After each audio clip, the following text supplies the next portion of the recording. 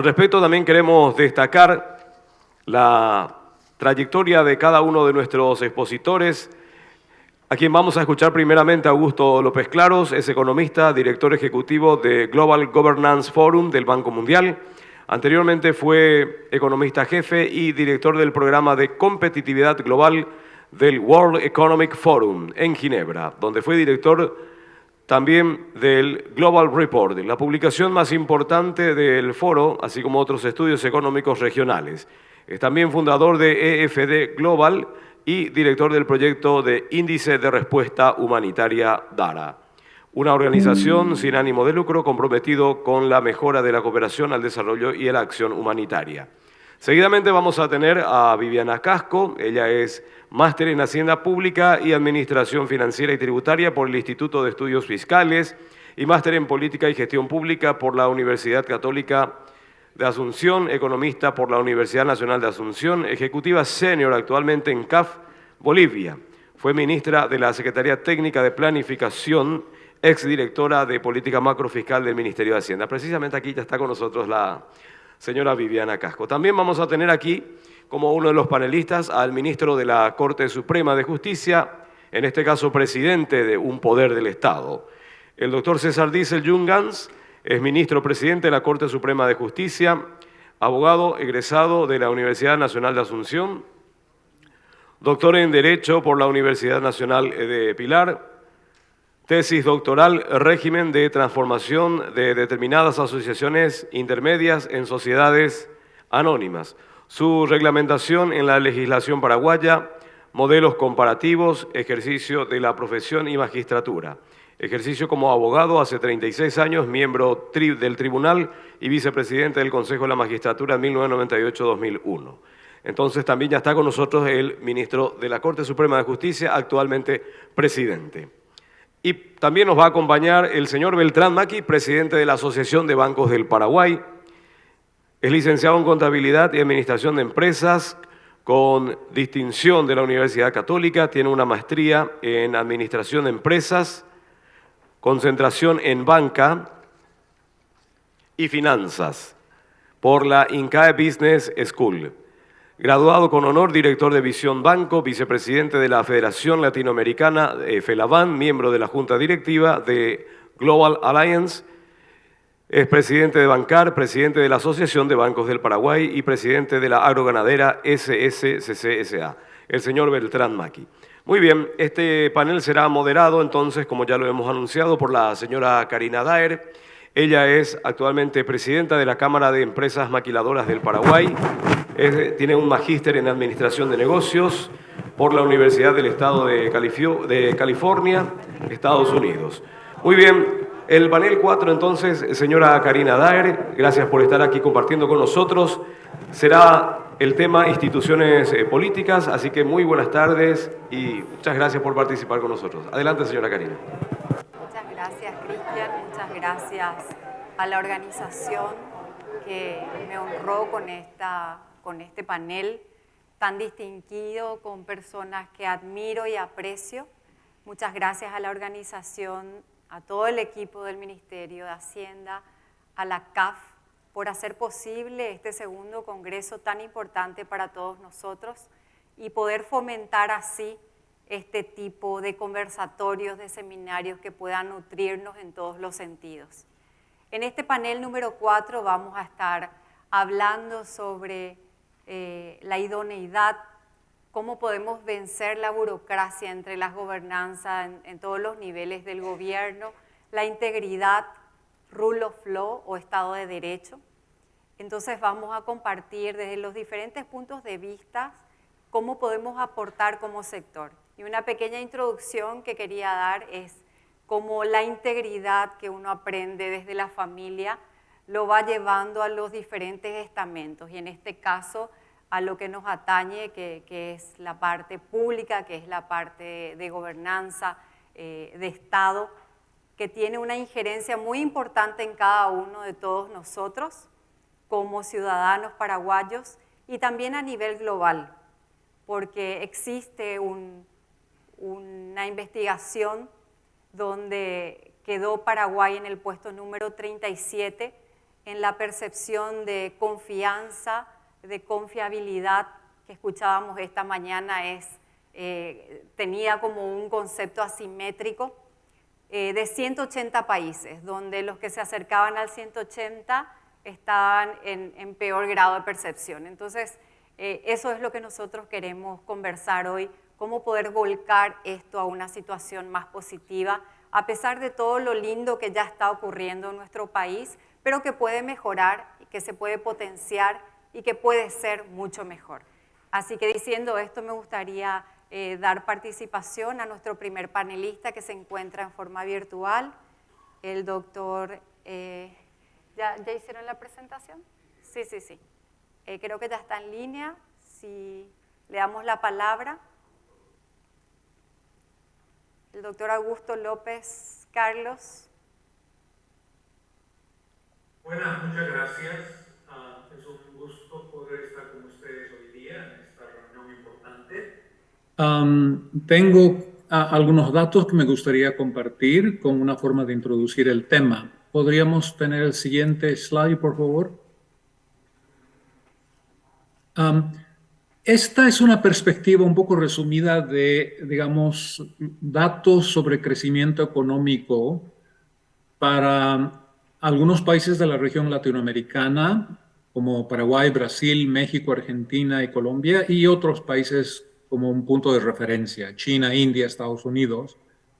Y aquí hay muchos números, pero simplemente quería resaltar un par de cosas. Primero, que la región de Latinoamérica es una de las regiones que durante los últimos 13, 14 años ha tenido una de las tasas de crecimiento económico más bajas del mundo. En el periodo de 2010 al 2023 es un promedio de 1,7% en promedio anual. Y yo creo que esto es algo que es preocupante y voy a explicar por qué estos datos son importantes. No obstante, ustedes pueden ver de que entre los 5 países que menciono ahí en Latinoamérica, Paraguay, Brasil, México, Argentina y Colombia, el rendimiento de Paraguay ha sido el mejor de estos países. Ha tenido una tasa promedio de crecimiento del 3,5, que es casi el doble de la que se ha visto en toda la región. Veamos el siguiente slide, por favor. Esta es una figura que muestra los niveles de endeudamiento público. En la parte izquierda muestro a varios países de la región latinoamericana y en la parte derecha muestro algunos países, digamos, economías avanzadas. Están ahí Suecia, Francia, España, Portugal, etcétera, etcétera. Algo que ha ocurrido en los últimos, yo diría, 12, 15 años, desde la crisis financiera global del año 2008-2009, es que ha habido un aumento brutal en los niveles de endeudamiento público a lo largo de todo el planeta. El año 2008-2009 hubo una respuesta muy enérgica por parte de las autoridades a la crisis y eso implicó mucho gasto público para intervenir a los bancos, para digamos, prevenir de que la crisis se convierta en una gran depresión. Y luego, obviamente, el 2020 tuvimos el COVID, que nuevamente implicó unos desembolsos enormes por parte de los gobiernos a lo largo del planeta y esto ha llevado a altos niveles de endeudamiento público, no solamente en países emergentes, sino también en países avanzados. España es un caso típico.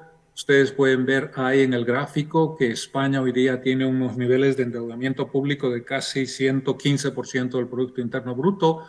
El año 2007, en la víspera de la crisis financiera internacional, tenía un endeudamiento del 37%, ¿no? O sea, se ha triplicado el nivel de deuda pública con relación al PIB.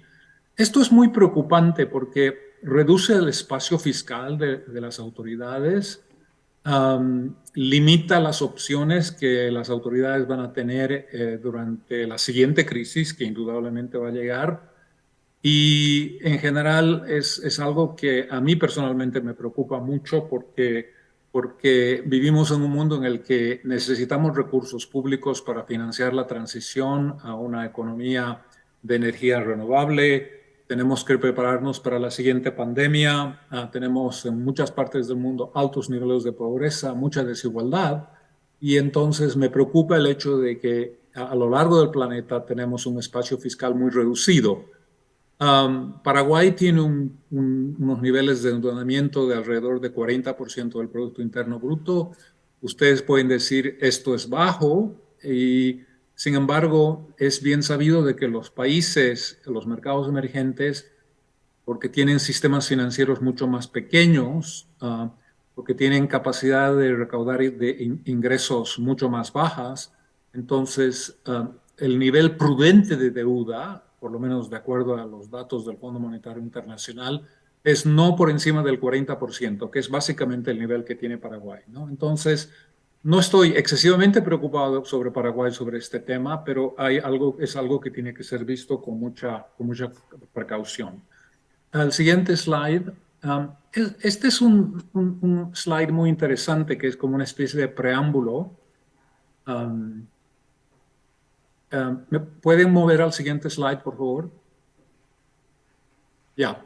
Este es un slide que muestra el ingreso per cápita para 4 países: Irlanda, Argentina, Brasil y Paraguay.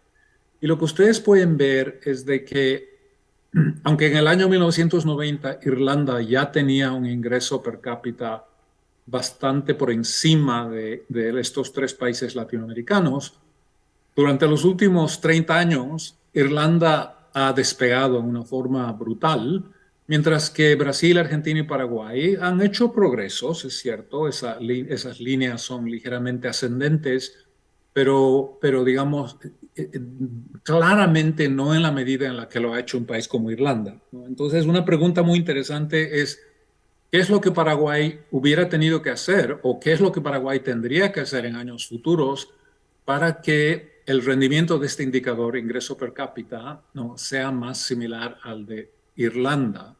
Es decir, que Paraguay tenga unas tasas de crecimiento mucho más aceleradas y pueda, por lo tanto, lograr niveles de prosperidad mucho más elevados de los que tiene actualmente con el resto de la región latinoamericana.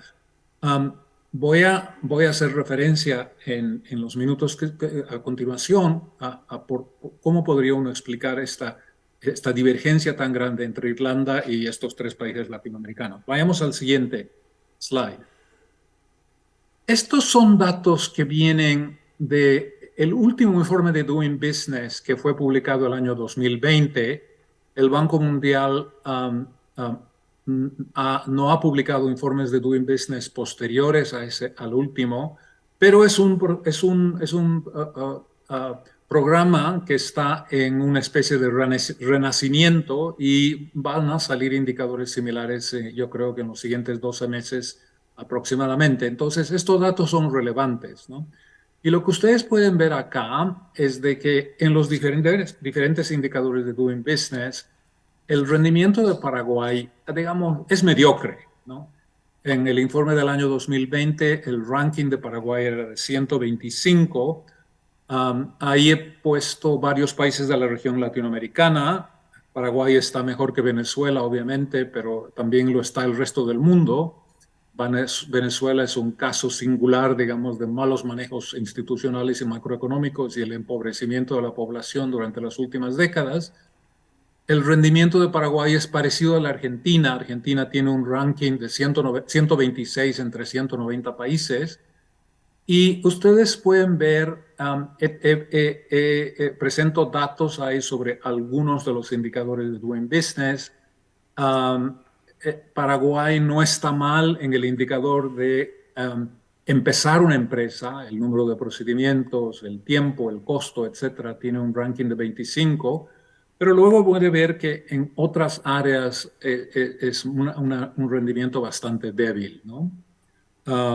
Por ejemplo, aún en el indicador de un business, toma 35 días abrir una empresa en Paraguay, mientras que toma medio día en el caso de Nueva Zelanda, que es el país que obtuvo la primera ubicación en este informe. Hay otras áreas en las que a Paraguay tampoco le va muy bien.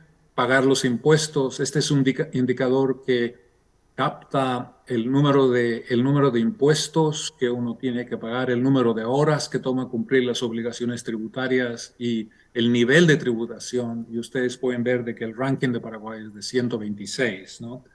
O sea que el mensaje que sale de de toda esta tabla es de que básicamente um, la regulación del sector privado en Paraguay es una carga para la empresa privada. Hay un campo muy, muy grande de posibles mejoras. Paraguay debería tener un rendimiento que, por lo menos en la región de Latinoamérica, sea más similar al de Chile, al de México. No muestro los datos de Colombia, pero Colombia es otro país que anda, digamos, con unos rankings parecidos a los de Chile, 59, 60. Esto es algo que se puede hacer, requiere concentración, requiere un poco digamos, voluntad política por parte de los gobiernos, pero es algo que es absolutamente esencial si es que uno quiere crear un contexto de crecimiento a futuro y si es que uno quiere que Paraguay tenga un comportamiento en el ingreso per cápita más parecido al de Irlanda que al de Argentina o otros países de la región que también tienen un rendimiento bastante mediocre. Brasil es otro ejemplo. Veamos el siguiente slide. Um, Esta es una muestra de algunos de los países en el índice de percepciones de corrupción que es publicado por Transparency International. Estos son datos del año 2019. La situación en el último informe del año 2021 no es dramáticamente diferente de esta. Lo que quiero enfatizar acá es de que Paraguay, con un ranking de 132 entre, según recuerdo, 180 países, no está yendo muy bien, ¿no? El tema de la corrupción es muy, muy importante cuando se trata de, digamos, hablar sobre las perspectivas de desarrollo económico en un país. La corrupción se ha demostrado empíricamente numerosas veces, um, es mala para la recaudación tributaria. En países donde hay alta corrupción, la empresa privada, digamos, la sociedad civil, los empresarios no quieren pagar sus impuestos porque no hay una confianza de que estos recursos van a ser utilizados en una forma transparente e íntegra por el gobierno. Se sabe que la corrupción contribuye a un crecimiento económico más lento. Uh, y también, obviamente, la corrupción dificulta el desarrollo del sector privado. El sector privado en la gran parte de los países del mundo es el sector donde se crea el empleo, es el sector que contribuye más al desarrollo, al crecimiento económico. Cuando hay corrupción, este desarrollo se ve frenado, ¿no? Entonces, esta es una área que habría que priorizar en el gobierno y en futuros gobiernos si es que uno tiene como objetivo, digamos, crear un ambiente más sano para la empresa. Siguiente, por favor. Este es una gráfico que muestra los puntajes en el llamado PISA. El PISA es un examen de capacidades, lectura, matemáticas, ciencias, que inicialmente se llevaba a cabo en los países de la OECD y Chile hace, no sé, unos 15 años se anotó y fue el primer país en Latinoamérica que quiso ser comparado a los países de Europa y otros miembros de este club de países ricos. Y luego, posteriormente, otros países siguieron el ejemplo de Chile y hoy en día, el último informe es del año 2018, es algo que se hace cada 3 años. Entiendo que el año 2021 no lo hicieron por el COVID. Lo que a mí me gustaría sugerirles a ustedes es de que Paraguay, que no participa en este examen, debería anotarse, debería tomar la iniciativa, igual que Perú, igual que Panamá, la República Dominicana, otros países de Latinoamérica, Costa Rica.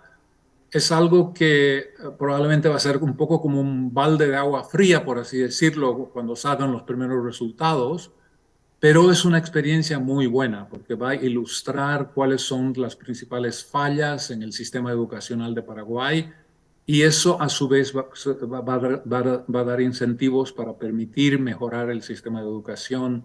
La educación, digamos, el fortalecimiento de las destrezas, la capacitación, son elementos muy, muy importantes del buen desarrollo económico. Si Paraguay eventualmente quiere parecerse más a Irlanda que a Argentina, Paraguay tiene que invertir mucho en educación y este es un buen primer paso, anotarse al PISA y comenzar a compararse con países de la región latinoamericana. El siguiente slide, por favor. Aquí hay unos indicadores del índice de capital humano del Banco Mundial. Hay muchos datos acá, pero como veo que me falta solamente un par de minutos, tal vez voy a ir al siguiente slide y concluir con un par de comentarios. Esta muestra otra visión digamos, de aspectos del capital humano. Ustedes pueden ver que el gasto en educación como un porcentaje del Producto Interno Bruto en Paraguay es alrededor del 4% del PIB, muy por debajo de países como, por ejemplo, Costa Rica, que tiene como 6,5%, incluso Jamaica. También vemos que la tasa de escolaridad a nivel universitario, o sea, la educación superior, ¿no? En Paraguay es todavía muy baja. Un rol del 35% comparado con otros países de la región que están muy por encima. Chile tiene un 88%. La educación, en el mundo se ha hecho mucho progreso en mejorar las tasas de escolaridad a nivel primario y secundario. Sin embargo, a nivel de universidad, que es muy, muy importante para fortalecer la capacidad de innovación, para mejorar la competitividad, para, digamos, comenzar a crear nuevas industrias, digamos, tener una parte importante de la población capacitada a nivel de terciario de universidad es muy, muy importante. Y Paraguay está muy, muy atrás en ese terreno, ¿no? Bueno, termino simplemente diciendo de que yo pienso que Paraguay es un país con mucho potencial. Pienso que tiene una situación en general de carácter macroeconómico que no está mala con relación al resto de la región. Pero es un país que debería tener unas metas más ambiciosas para sí mismo. En lugar de compararse con países de la región que han tenido tradicionalmente un rendimiento macroeconómico muy malo, por no decir pésimo, como por ejemplo Argentina, Venezuela digamos otros países en la región. Paraguay debería utilizar estos indicadores y poner un punto de referencia a países pequeños como Paraguay, tal vez con un perfil en cuanto a su estructura económica parecido y entonces comenzar a tratar de emular las buenas políticas y las buenas instituciones que esos países tienen. Algunos de los países pequeños de la Unión Europea podrían ser buenos puntos de referencia para Paraguay. Muchas gracias. Muchas gracias, doctor, por compartir con nosotros esta compilación estadística tan interesante que muchas veces ilustra mejor que las palabras cuando no podemos comprender o cuando no está al alcance de la interpretación. Los números siempre son muy claros y potencian esta visión. Tomaremos también nota de todas las recomendaciones que ha dado. Muchas gracias por su ponencia. Damos la palabra a la señora Viviana Casco, por favor.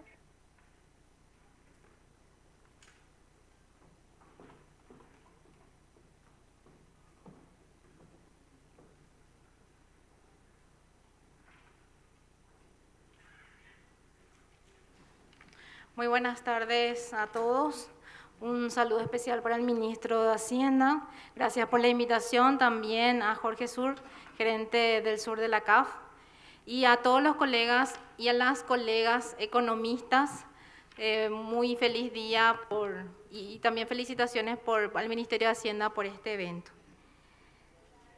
Pidieron hablar en este panel sobre las instituciones políticas la burocracia innecesaria.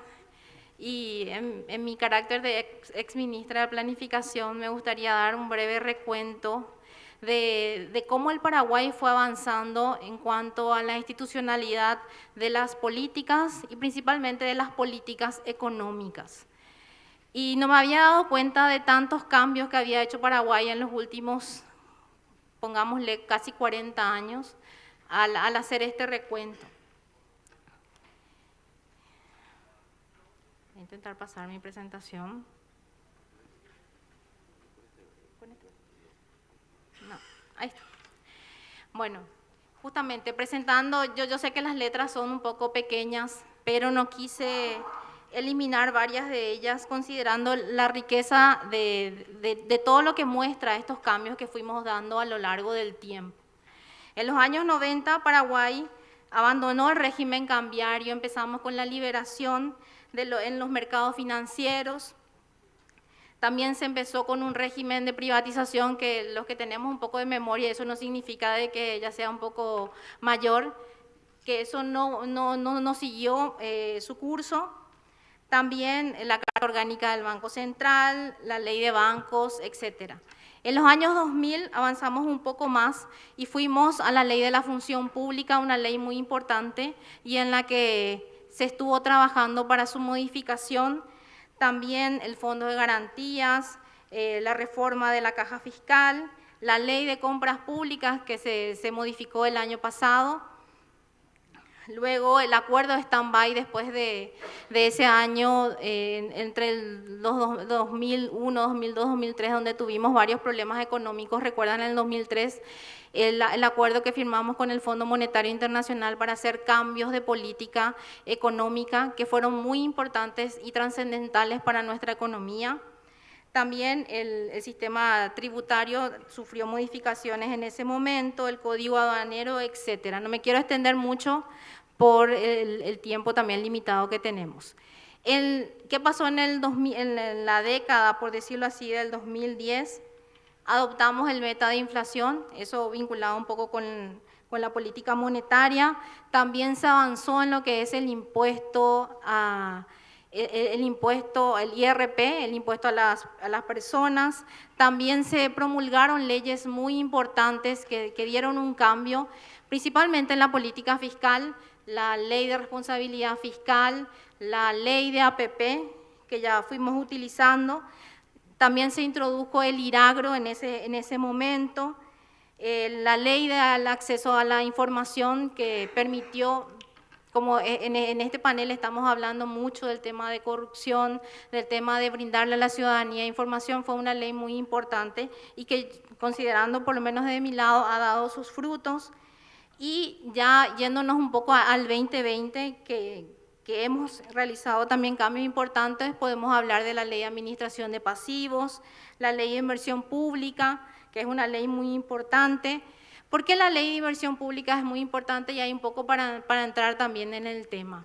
Vamos limitando o vamos dando mayor fuerza a todo el proceso de inversión pública. ¿Por qué? Porque una de las críticas que siempre se ve, no solamente en nuestro país, en Paraguay, sino también a nivel regional, es que en las compras públicas y específicamente en las licitaciones de inversión pública se dan muchas veces casos de corrupción importantes. Y la prevención de conflictos de intereses, que fue lo último, y la ley de compras públicas que se aprobó el año pasado.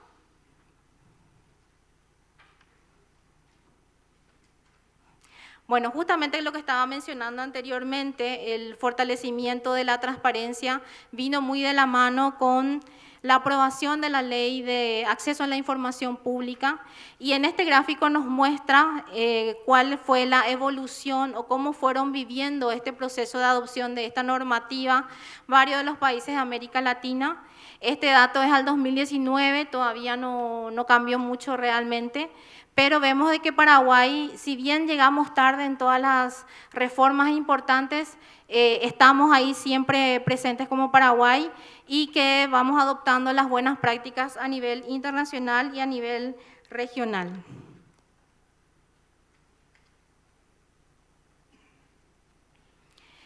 Pero dentro de lo que hablamos en el panel, una de las cuestiones que ya mencionaba anteriormente la moderadora era cómo mejoramos la burocracia. Es una pregunta que todos nos hacemos y que constantemente vamos discutiendo, vamos analizando, no solamente en el Paraguay, sino a nivel regional, que es un tema que debemos ir resolviéndolo y debemos ir avanzando. Y en este proceso, y mostrando un poco todo el proceso de reformas, Paraguay avanzó en cómo mejorar su burocracia. Pero este avance tiene riesgos en cuanto a su avance y tiene también fortalezas en cuanto a ese proceso. Allá por los años 2013 más o menos, 2015 mejor dicho, se avanzó en el ordenamiento de lo que es la estructura salarial dentro del sector público, lo que llamamos comúnmente matriz salarial. Los que están en el Ministerio de Hacienda, y veo que son muchos aquí los que están, conocerán este cambio. También se dio una mayor competitividad, principalmente para acceder a cargos gerenciales a nivel directivo. Se le dio oportunidad a muchos funcionarios públicos que estaban en cargos técnicos para asumir desafíos a nivel de direcciones. También se sistematización, no estoy viendo mal, todo la inclusión de la competencia, las habilidades, se avanzó muchísimo en lo que es el proceso de concurso, pero sin embargo, muchos de estos procesos están en normativas que no son fuertes a nivel jurídico. Están en normativas como resoluciones, están en normativas como decretos, están en normativas inclusive dentro de leyes, pero como la ley de presupuesto, que es una ley anual que constantemente se puede ir modificando. Entonces, por eso es importante avanzar en un proceso de reforma de la ley 1626, que como vimos se aprobó en el año 2000, ya tiene un poco más de 20 años esa ley, y que en donde se necesita mejorar un poco esa burocracia que hoy tenemos. Y mejorar la burocracia, ¿qué significa?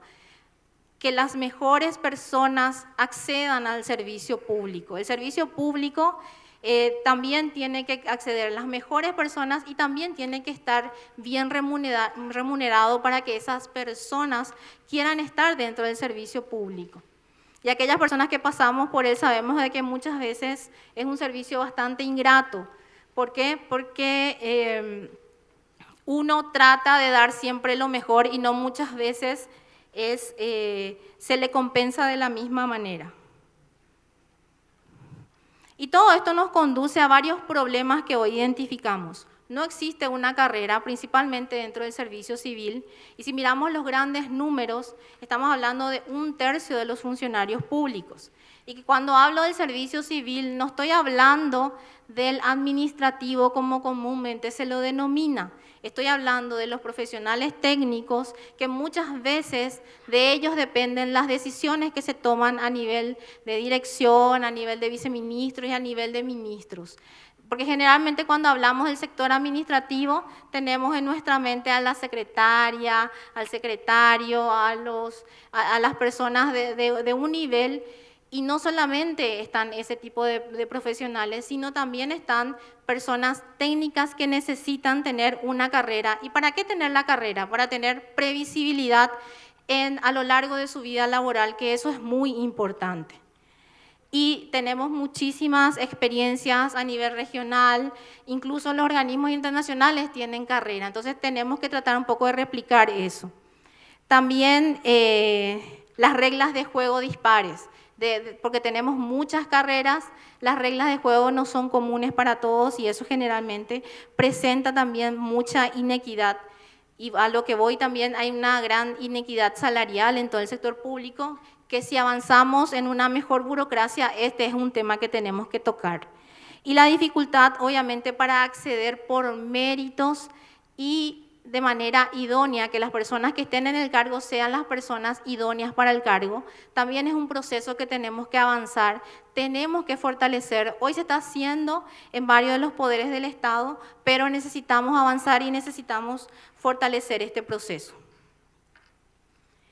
Otro cambio también importante y donde también se ve muchos procesos de de ciertos problemas en cuanto a la calidad de la burocracia es el tema de compras públicas. Como ya mencioné, el año pasado se hizo una modificación de la Ley 2051, que la que se eliminó totalmente a través de esta nueva normativa, y en donde se establecen ahora principios que permiten ir limitando un poco el accionar discrecional del funcionario público. ¿Y qué significa eso? Por ejemplo, se establecen artículos vinculados al conflicto de interés, que el funcionario que compra no puede tener una empresa y que su empresa sea proveedora de la misma institución donde está. Y se van determinando también esas cuestiones y esas buenas prácticas para poder siempre comprar mejor, y no solamente comprar mejor, sino también mejorar el sistema. Hablamos de un sistema 100% transaccional. ¿Qué significa eso? De que esté todo el sistema en línea, de que sea transparente, y eso también limita un poco el accionar del ser humano en cuanto a todo el proceso. Y también en cuanto a las inhabilidades, aquellas empresas que fueron sancionadas ya no pueden participar de ciertos procesos. Eso también beneficia y contribuye a la eliminación del tema que hoy estamos hablando, que justamente es vinculada a todo lo que es la gobernanza y el buen gobierno. También con respecto a los altos cargos públicos, que las personas que están en altos cargos públicos, ya sea electorales o no electorales, estén limitados en cuanto a ser proveedores del Estado. Estas cuestiones contribuyen a ir limitando un poco el accionar del ser humano, y para que obviamente tengamos mejores bienes y servicios. Como ya mencioné hace rato, también la inversión pública generalmente es otro foco donde siempre vamos mirando a la hora de hablar de buenas prácticas a nivel del Estado. Entonces, que esté reglamentado, que tengamos hoy una ley de inversión pública, que esa ley esté sistematizada. El Sistema Nacional de Inversión Pública el año pasado cumplió 10 años, lo que sistematiza todo el proceso. No muchas veces decimos que está 100% garantizado, pero elimina un poco esa posibilidad también al tener pliegos estándar, al tener un análisis económico y social cuando se tiene que decidir una inversión pública dentro del Estado. Y los otros puntos también que me gustaría mencionar, y uno de ellos es que tenemos que avanzar en un análisis de cómo está estructurado hoy nuestro Estado, de cómo podemos mejorar en cuanto a ese proceso burocrático que tenemos para que sea mucho más ágil, y para que las personas que van trabajando dentro del Estado sean las personas idóneas y también estén en el lugar correcto, y que esas instituciones tengan las funciones correctas, que es uno de los proyectos también que anteriormente estábamos trabajando, y entiendo, ministro, que todavía se sigue el de estructura del Estado, en donde se busca siempre tener una mejor organización del mismo. Entonces yo me quedaría por aquí ya para las preguntas. Agradezco nuevamente a las instituciones responsables y a todos los compañeros y colegas. Muchas felicidades.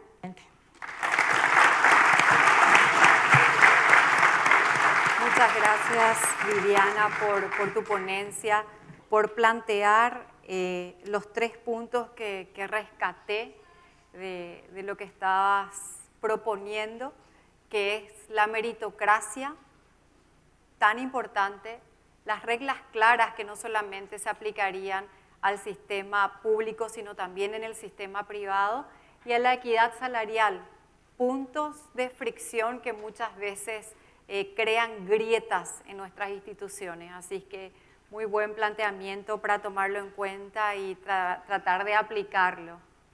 Muchas gracias. Cedemos la palabra entonces al doctor César Diesel, por favor.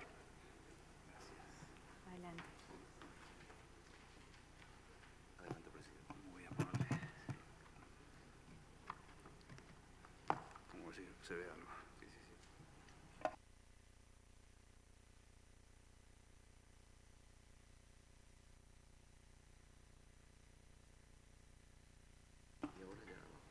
Muy bien, buenas tardes a todos los presentes y a todos los que siguen el panel de manera telemática.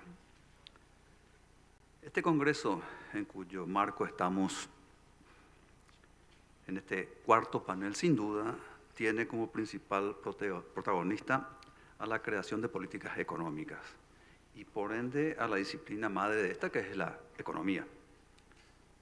Ciencia y arte regida obviamente por principios particulares impulsadas por teorías específicas y delimitada casi siempre por sistemas ideológicos de mayor o menor predominio.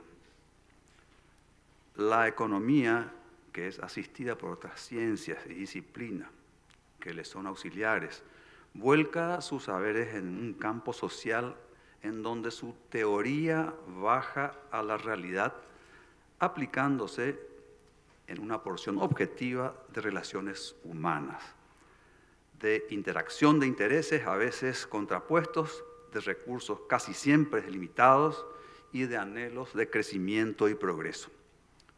El derecho, o genéricamente la ley, obviando acepciones propias de la ciencia jurídica, regula esas relaciones, regula los derechos objetivos y subjetivos que de ellas emergen y que impactan en la creación, disponibilidad y circulación de los recursos.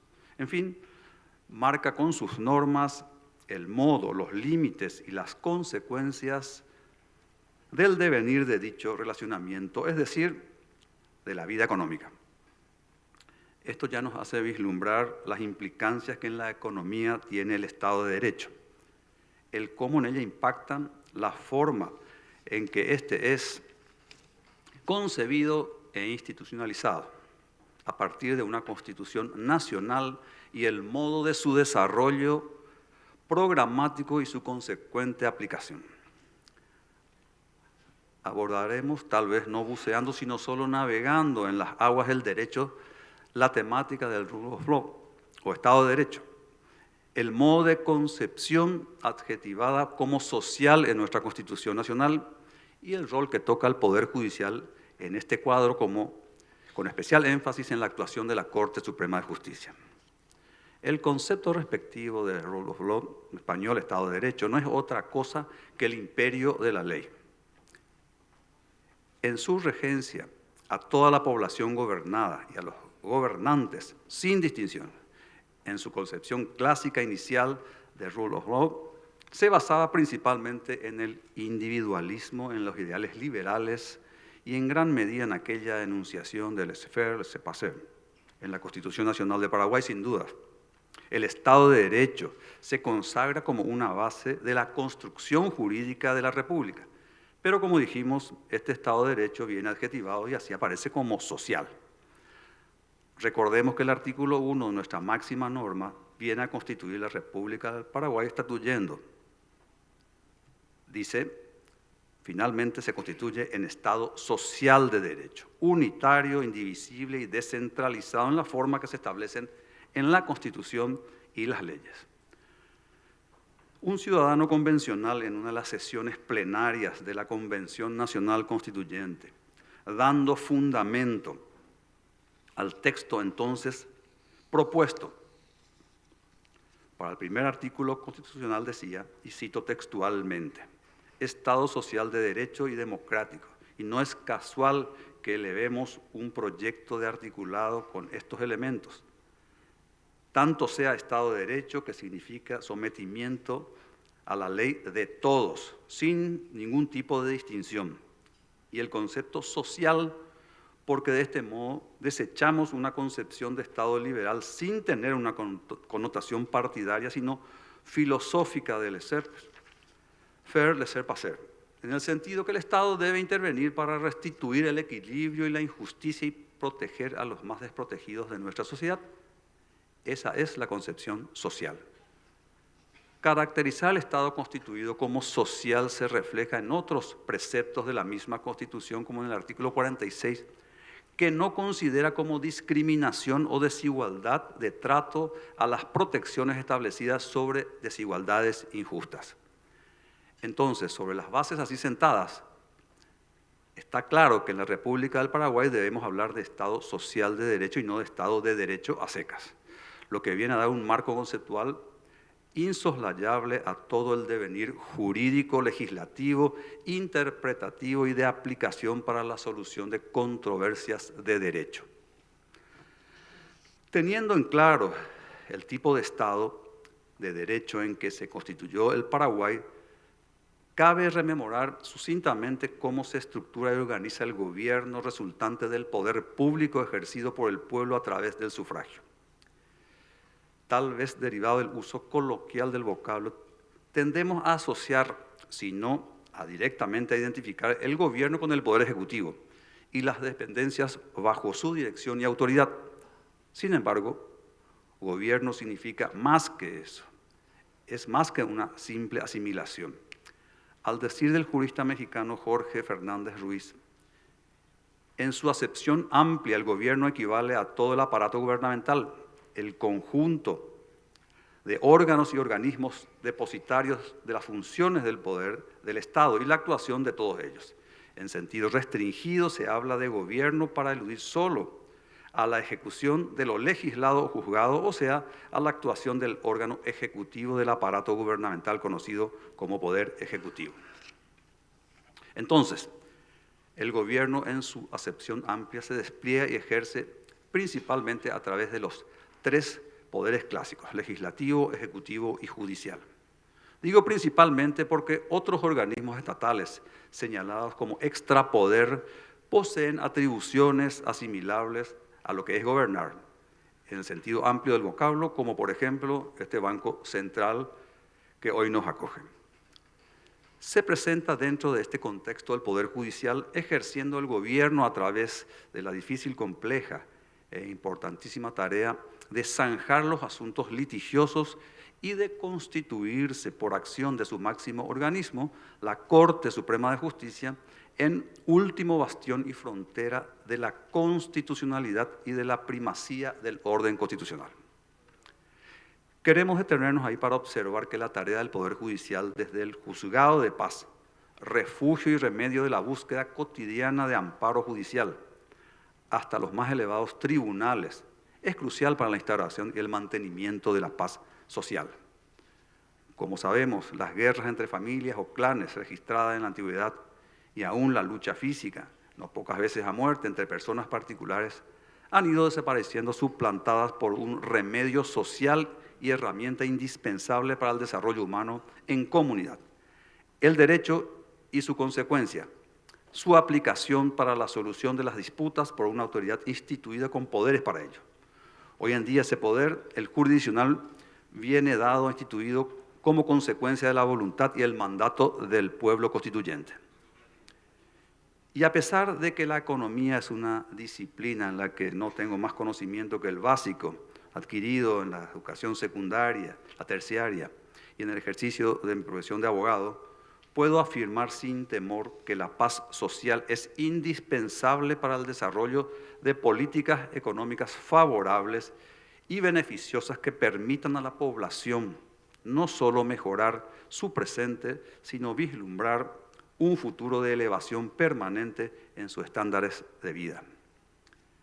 Fuera de esa función general y amplia que toca al Poder Judicial como generador de un entorno con paz social, que así es propicio para el desarrollo económico, cabe al Poder Judicial específicamente, a través de la Sala Constitucional de la Corte Suprema de Justicia, un papel preponderante para la consolidación del Estado social de derecho en un sistema en el que la ley impere y se aplica a gobernantes y gobernados, sin privilegios a particulares o gobernantes. En resumen, un clima de seguridad jurídica. Por imperio constitucional, el Poder Judicial es custodio e intérprete de la Constitución Nacional, obligado y con atribución de cumplirla y hacerla cumplir, teniendo competencia exclusiva y excluyente para conocer y emitir decisiones en cuestiones contenciosas, es decir, en contiendas, que son las confrontaciones, luchas o discusiones de derecho. El ejercicio del gobierno por el Poder Judicial a través de la Sala Constitucional de la Corte Suprema de Justicia viene dado por facultades exclusivas puestas sobre ellas, a la que cabe la ardua, delicada y no pocas veces complicada tarea de realizar el control de constitucionalidad, control que sirve claramente como contrapeso ante el ejercicio de actos de gobierno que exceden el marco constitucional, a veces generadas por el Poder Ejecutivo y otras por el Poder Legislativo. Un destacado profesor de Derecho Constitucional decía que el control constitucional era como la cera que untó Odiseo en los oídos de sus marineros para que estos no se dejen desviar por los cantos de las sirenas. Así, la Sala Constitucional, con independencia y sin dejarse llevar por ideas que pudieran parecer mayoritarias, hace prevalecer a la Constitución frente a quienes pretendan sobrepasar la voluntad del contribuyente por medios indebidos. Pero volviendo a la cuestión de control de constitucionalidad como atribución del Poder Judicial en el sistema jurídico constituido en nuestra República, este es realizado en modo concentrado en la Sala Constitucional de la Corte Suprema de Justicia exclusivamente. En efecto, dice nuestra Constitución en su artículo 260, que es atribución de la Sala Constitucional de la Corte Suprema de Justicia el conocer y resolver sobre la inconstitucionalidad de los actos normativos y otros instrumentos, como así también sobre las sentencias definitivas o interlocutorias, declarando, en caso de encontrarles inconstitucionales, la inaplicabilidad de los primeros y la nulidad de las últimas. Tal vez el entusiasmo y el espíritu participativo impulse a muchos hoy día a sostener que la atribución no es exclusiva de la Sala Constitucional, abogando por un control difuso. Pero lo cierto y concreto es que la exclusividad de atribución que en ella recae proviene del texto constitucional, que además prohíbe que una autoridad asuma atribuciones de otra. Con vuestro permiso, me permito hacer una breve digresión. Controlar, en el sentido de contrastar la constitucionalidad de un acto, lo hace desde el ciudadano particular del territorio hasta la Sala Constitucional de la Corte que integro. Pero la forma, sobre todo los efectos de ese control son diversos en cada caso. Así, un ciudadano, tras sopesar su derecho y el acto de autoridad que le afecta, lo controla y así puede concluir que transgrede la norma constitucional, ejerciendo entonces las acciones legales de protección que le asisten. El control del particular de esta manera tiene por efecto el ejercicio de la acción ante la Sala Constitucional de la Corte Suprema de Justicia. Por otra parte, si un juez en una contienda se halla ante la pretensión de la aplicación de una ley que en su apreciación podría vulnerar la Constitución, realiza la consulta poniendo en manos de la Sala Constitucional la decisión. Es decir, el control que hace la Sala Constitucional de manera exclusiva tiene el efecto, como dijimos, de privar de eficacia el acto con respecto al particular afectado.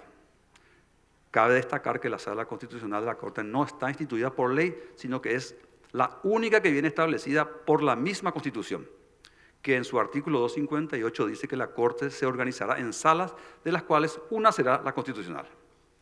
En concordancia con su institución del mismo origen son sus atribuciones exclusivas en cuanto a la realización del control constitucional.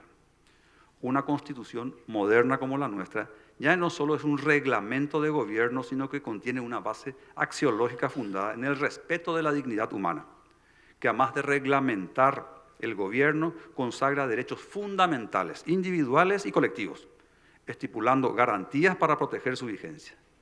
Es así un parapeto ante cualquier pretensión autoritaria que pueda darse por medio del abuso del poder, que no siempre es perceptible. Mantener su vigencia es la mayor tarea del Poder Judicial en el ejercicio del gobierno que le toca. Vieja es la discusión acerca de si la economía determina a la política o la relación se da en sentido contrario. Más allá de quien tenga razón, creo que es innegable que el desarrollo económico no puede darse sin reglas claras, que además de claras tengan vigencia y que además de ser vigentes sean generales. Los privilegios por fuera de las previsiones constitucionales solo distorsionan y enrarecen el medio ambiente económico, contrariando la libre competencia que garantiza la Constitución. De allí que garantizar la vigencia del Estado Social de Derecho es una tarea que incide en la economía. Siendo conscientes de esta incidencia, quienes conformamos el Poder Judicial, hacemos el mayor esfuerzo posible por ejercer el gobierno en nuestra área específica, con la vigencia constante de los valores que nos hemos impuesto. Todo a través de la ejecución de los ejes transversales de nuestro propio plan estratégico en vigencia.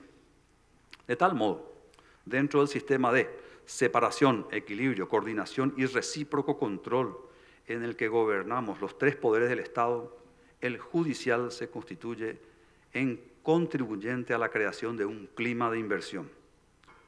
Importante es, para que cumplamos esa misión particular, que se nos someta al escrutinio constante del control ciudadano, pero que se respete irrestrictamente la independencia que a este poder del Estado le es absolutamente necesario para cumplir sus deberes a cabalidad. Muchas gracias. Muchas gracias, doctor, por describir de esa manera y darle vida a nuestra querida Constitución Nacional, su implicancia entre el Poder Judicial, la Corte Suprema de Justicia y el Gobierno, qué tan importante es esa articulación y que nuevamente existan reglas claras y generales, ¿verdad, doctor? Bueno, muchas gracias. Este panel se está sacando 10 porque estamos en tiempo y en horario. Creo que llegamos a las preguntas. Cero presión, Beltrán, Maki, Salín, adelante. 15 minutos. Gracias. Okay. Buenas tardes para todos. Agradecer a la CAF, al Ministerio de Hacienda por este encuentro. Traje esta carpeta para mostrarles que tuve que bajar documentos para interiorarme en lo que quería compartir con ustedes. Y como soy el último en hablar, tengo ese privilegio. El señor López decía algo muy importante: tenemos que ser más ambiciosos. De Viviana me quedé con algo. Yo tenía un preconcepto de que avanzamos poco en las reformas. Y hay que corregir ese preconcepto porque realmente avanzamos en las reformas económicas que nos dieron el resultado que hoy tenemos de las variables macroeconómicas bajo control. Y otros resultados que están ahí, la reducción de la pobreza, etcétera, pero no son suficientes. Y el doctor Diesel creo que nos comparte algo muy importante, que es el dirimir las cuestiones que van a una instancia superior, los conflictos en la sociedad y la importancia del Poder Judicial en la independencia de esto. Encontré Libro Blanco de Reformas del Paraguay del año 2003, del Instituto de Gobernanza de Cataluña, ya seguramente desfasado. Encontré del 2018 una publicación de la OCDE, Estudios sobre Gobernanza Pública de Paraguay, que quizás es lo más nuevo que tenemos, pero hay muchas publicaciones recientes que hacen referencia al tema. Bueno, quería compartir yo básicamente una primera filmina sobre algo conceptual. Las instituciones políticas como que requieren de esa conversación y escucha mutua de lo público con lo privado, ¿verdad? Porque en la constitución de la definición de las reglas de convivencia es muy importante esa escucha mutua y esa construcción común. Entonces los poderes del Estado, los partidos, pero también los sindicatos, los gremios empresariales, la sociedad civil, que en muchos países como el nuestro tienen poca posibilidad de participar e influir, ¿verdad? Nos falta como que ese impulso importante en este tema, ¿verdad? Y como objetivos principales, por supuesto, mantener a la sociedad integrada como un todo, pero yo diría básicamente todos bajo la ley sería una expresión que puede resumir los objetivos de las instituciones políticas, porque al estar todos bajo la ley como que nos protegemos mutuamente y caminamos juntos hacia ese destino de nación que tenemos, ¿verdad? Por eso yo decía que quizás esa frase resume estos objetivos que las instituciones políticas tienen en su devenir, ¿verdad? Después, quizás rescatar lo positivo de nuestra historia, el proceso democrático, el buen desempeño. Esto es como un repaso rápido. La reducción de la pobreza, una reducción importante en nuestra historia reciente. Una realidad nuestra el crecimiento económico, pero es volátil y dependemos de las materias primas, del clima. Mejoramos en el índice de desarrollo humano. Un aspecto que nos desafía es el descreimiento de nuestras instituciones, de los partidos, de la política, de los políticos, del gobierno y de otros actores que son privados también, ¿verdad? Necesitamos generar esa confianza y esa confianza, repito, se da cuando todos actuamos dentro del marco de la ley. Hay demandas insatisfechas de la sociedad que salieron en estos últimos tiempos mucho más fuerte, digamos, el tema del transporte salió mucho más fuerte en estos últimos tiempos, pero la salud, lo vimos en la pandemia, la seguridad, los ciudadanos tienen todos los días este desafío, la educación, la vivienda, etcétera. Yo puse ahí poco o nulo avance en reformas y en realidad debo corregir ese término. Gracias, Viviana, por hacerme notar eso. Empresas públicas ineficientes o deficitarias. Creo que casi esa es una regla así muy general, digamos, ¿verdad? Un Estado centralizado y poco coordinado. Dentro del mismo Estado, poca coordinación de las políticas públicas, poca coordinación entre poderes. Esto no es menor, necesitamos que los tres poderes dialoguen, se escuchen mutuamente.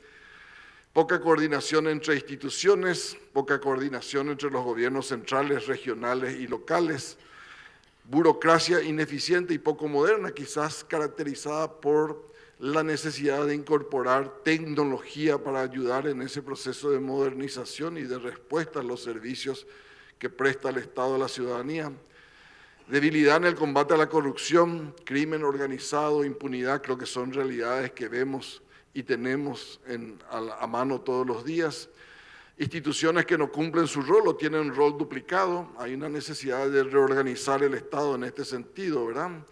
Necesidad de mejorar las compras públicas, tenemos la ley que está en proceso de implementarse. Necesidad de mejorar el gasto público para favorecer las inversiones públicas necesarias para el desarrollo del país. Necesidad de introducir tecnología al gobierno digital mucho más agresivamente de lo que estamos haciendo. Leyes que muchas veces no responden a las necesidades y planes y no pueden aplicarse por imposibilidad práctica. Yo creo que esta es una necesidad también de coordinación entre los poderes del Estado y entre los poderes del Estado y la ciudadanía. Muchas veces estas leyes no reciben la contrapartida de quienes son afectados por las leyes, de manera que la ley finalmente resulte en algo que pueda ser implementado y que forme parte de un plan de acción posterior, porque sabemos que las leyes por sí no solucionan los problemas. Hay que implementarlas y hay que implementarlas bien, ¿verdad? Tenemos varios órganos de control que no cumplen su tarea, puse ahí sin recursos, pero a veces hasta con recursos no cumplen su tarea. Leyes que son aprobadas, lo que le decía, sin escuchar y tomar la opinión de los actores relevantes, y un riesgo de sobreregulación, ¿verdad? Porque en algún momento evaluábamos a nuestros parlamentarios por la cantidad de leyes, etcétera, por su actividad parlamentaria. Muchas veces no importa la cantidad, sino la calidad. Yo creo que hoy la prioridad sigue siendo la gobernabilidad política. La paz social es una necesidad, hay urgencias que están ahí, ya decía yo, en salud, transporte, seguridad, narcotráfico, el microtráfico, el consumo, la corrupción, la impunidad, la educación, la necesidad de instalar los valores de vuelta en nuestra sociedad, la ciudadanía digital, etcétera. Y a corto plazo recuperar nuestros indicadores macroeconómicos, el control del gasto, la calidad del gasto, la inversión en infraestructura, integración al mundo, a todo el mundo, y por supuesto dentro de la región, que para nosotros sigue siendo muy importante. Y puse ahí una expresión, cazar fuera del zoológico, porque la informalidad es uno de nuestros problemas. Con 40% de la economía funcionando en la informalidad, y tenemos un desafío muy importante de que esta economía funcione primero dentro de la ley y segundo, que cumpla con los compromisos que tiene que cumplir la sociedad para ser formal, digamos, porque hay que visibilizarlos, lo informal no existe. Entonces creo que hay un desafío muy importante, estábamos hablando con el presidente de la Corte del registro público, pero hay un desafío muy importante en el INDER, que antes que seguir dando tierras tiene que terminar de entregar títulos de propiedad y hacer propietarios a los que hoy son ocupantes de inmuebles. Hay una tarea muy importante en esto, en convertir, hacer visibles a estos propietarios. Hay una tarea muy importante en instalar los conceptos de identidad digital y de llevar la conectividad a todo el país. Con el ministro de Hacienda repasábamos este tema de la conectividad a las escuelas en el país y realmente, hay que decirlo, es una vergüenza que no podamos conectar a Internet las escuelas de todo el país a estas alturas del siglo, ¿verdad?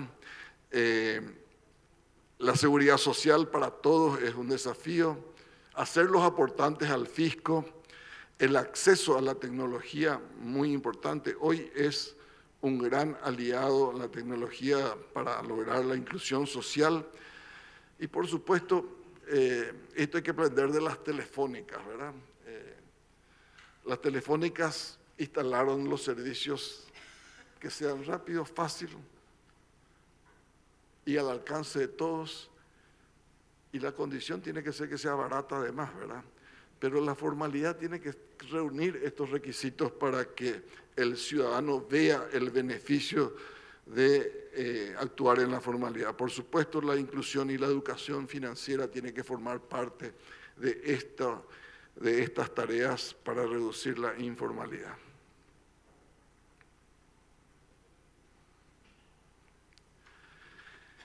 Y en el mediano y largo plazo, la exministra hizo un gran esfuerzo en el Plan Nacional de Desarrollo, pero ese plan tiene que formar parte del ADN de todos los paraguayos, no solamente en el sector público, pero en el Estado tiene que estar presente no solamente en el Ejecutivo, sino en el Legislativo, en el Judicial, tienen que estar reflejadas las necesidades en ese plan. Tienen que estar reflejadas las necesidades regionales y locales en ese plan para que podamos apuntar todo a un mismo sentido, digamos. Creo que esta es una gran tarea pendiente. Hoy pareciera que nuestros gobiernos regionales y locales actúan en forma absolutamente descoordinada en muchos temas y es necesario un mayor protagonismo de esos gobiernos porque están más cerca de la gente y son necesarios para la eficiencia del Estado. De alguna manera tenemos que lograr que el Plan Nacional de Desarrollo sea adoptado en todas las gobernaciones, en todos los municipios de la República y que estén adecuados a sus necesidades locales. Esos son los objetivos del Plan Nacional de Desarrollo y después hay algunos temas transversales que están en el Plan Nacional de Desarrollo. Pero yo diría que aquí hay que agregar algo que es motivo de muchas conversaciones y creo que es la base para que logremos esto. En la presentación última que hizo Fitch sobre la posibilidad de que Paraguay logre su grado de inversión, y tiene que ver esto, la integridad es parte de la economía. La integridad es parte de lo que genera mejores resultados para la gente, genera riqueza. No es un deseo inalcanzable. Si la sociedad toda es educada en valores y adopta principios que podamos compartir y lograr esto de una sociedad que funcione sobre la base de estos valores y principios, creo que vamos a tener la posibilidad de aspirar a un futuro mejor y a un bienestar mayor para nuestra ciudadanía. Y esto es válido para la actividad privada, para la actividad pública, para la actividad ciudadana, para la actividad de los 3 niveles del Estado y para los 3 poderes del Estado. Y creo que una reforma que hablábamos con el ministro, que está la ley ahí, hay un plan en ese sentido, un plan de reordenamiento de las instituciones del Estado, es algo necesario, pero a veces las reformas apuntan solo al Ejecutivo. Creo que hay reformas que tiene que hacer el judicial y nadie va a hacer lo que desde adentro hay que hacer, nadie lo va a hacer desde afuera, ¿verdad? Es el propio Poder Judicial que tiene que escuchar, como decía el doctor perfectamente, escuchar a la sociedad y recoger estas inquietudes e ir adaptando su actuar para darle mayor eficiencia al funcionamiento de la sociedad toda. Pero así también el Poder Legislativo, ¿verdad? Que no sé si he visto algún representante de la clase política en el seminario, pero es muy importante porque ellos son los hacedores de estas leyes y muchas veces, repito, tenemos leyes que son inaplicables en la práctica o que finalmente terminan distorsionados y no logran su objetivo. Así que con este deseo de que logremos funcionar como una sociedad integrada e íntegra y caminemos hacia un mayor bienestar, muchas gracias por su atención. Muchas gracias, Beltrán, principalmente por desnudar nuestra situación actual, tanto con las fortalezas que nos hacen crecer, la cual nos permite avanzar, como así también las falencias, las debilidades que como pueblo vamos acarreando y que esperamos que en algún momento pueda darse un corte. También quiero pedir un aplauso por el trabajo de research, de investigación que hizo, de encontrar el libro blanco y todas esas informaciones tan necesarias. Y un aplauso para el panel porque vamos a proceder a hacer las preguntas ya que tenemos un poco de tiempo.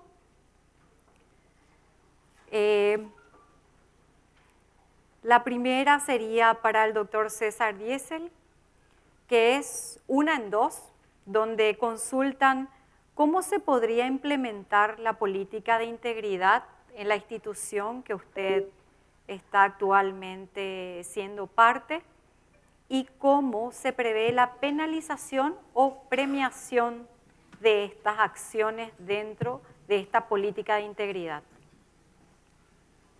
Bueno, en primer lugar creo que empecemos por la segunda. Yo creo que la integridad es básico y constituye uno de los elementos del ejercicio de la función del magistrado en cualquier nivel que exista, ¿verdad? De jueces de paz hasta miembros de la Corte Suprema de Justicia. Es básico tener y mantener este principio en el ejercicio de la magistratura.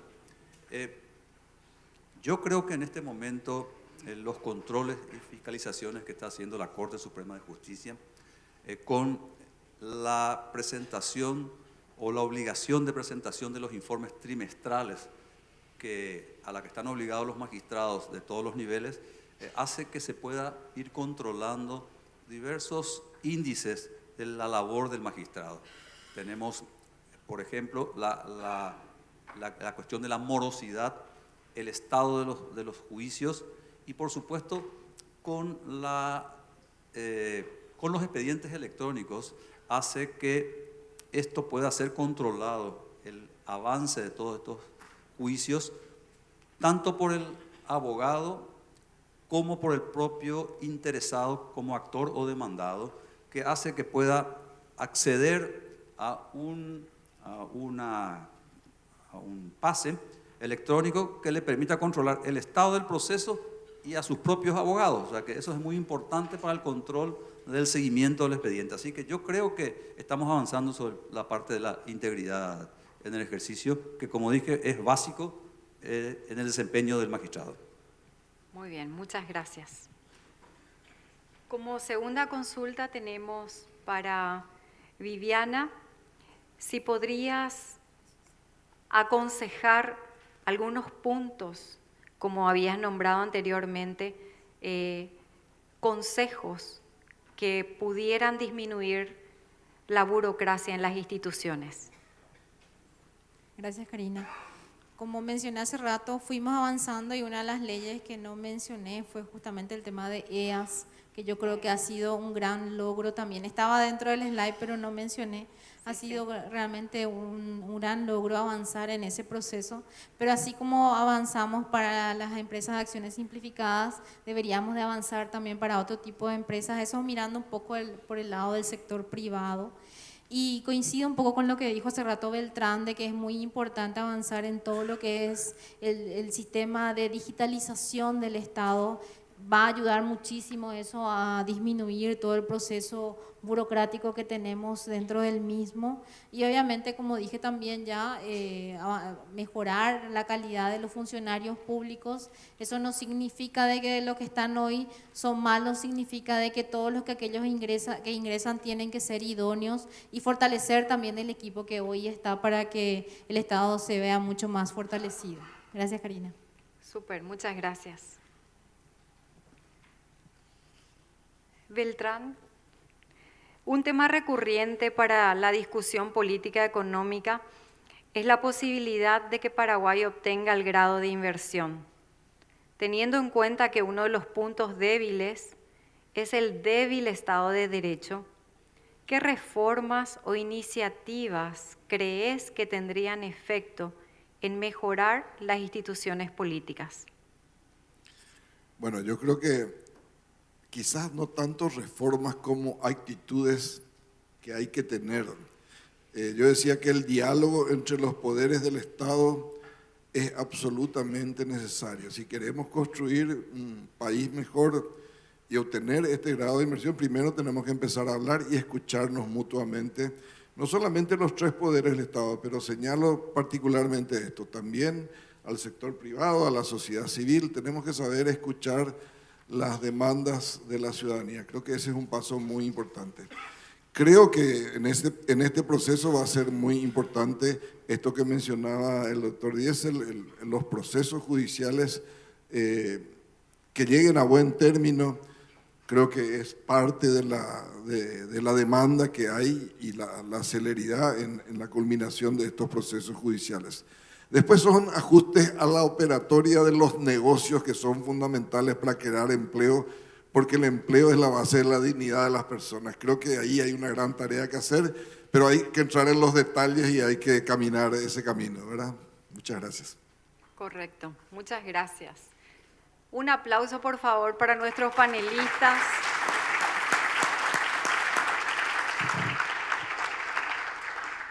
Para dar una breve conclusión de lo que estuvimos hablando, me gustaría comentar que a pesar de las divergencias, de los obstáculos burocráticos, de una falta importante de inversión en tecnología, de impedimentos naturales y adquiridos, hay voluntad para estirar el carro, como diríamos coloquialmente en Paraguay. Una voluntad inherente que nos lleva a potenciar lo mejor de nosotros cuando el deseo es genuino, pero a un costo que puede poner en riesgo lo conseguido, tanto en inversiones locales como extranjeras, así como en recursos, en infraestructura o en potencial humano. Esta mañana el doctor Robinson daba el ejemplo entre la ciudad de Nogales, que está ubicada en México, contra la ciudad de Nogales, que está ubicada en Estados Unidos, y cómo esa diferencia entre brindar desde lo básico hasta lo más complejo para estos ciudadanos, pero en condiciones claras, con reglas claras estipuladas por cumplir, hacía una enorme diferencia. Como sector público y privado, llevamos una maravillosa agenda APP en el que queremos y deseamos algo en común, que es el progreso. Para ello vimos que es imperativo tener políticas públicas claras que regulen los estamentos gubernamentales, tanto para penalizar o premiar las buenas acciones que sobrepasen las metas trazadas, así como también lo importante que es fomentar la percepción y la confianza como país a nivel global. Finalmente, es fundamental que los que nos gobiernen entiendan que este deseo de varias acciones positivas generará aún más riqueza para todos los ciudadanos y el crecimiento común con nuestros vecinos. Muchas gracias para los panelistas que nos honraron con su presencia, para la audiencia que está aquí en forma presencial y virtual y para los organizadores por este evento. Gracias.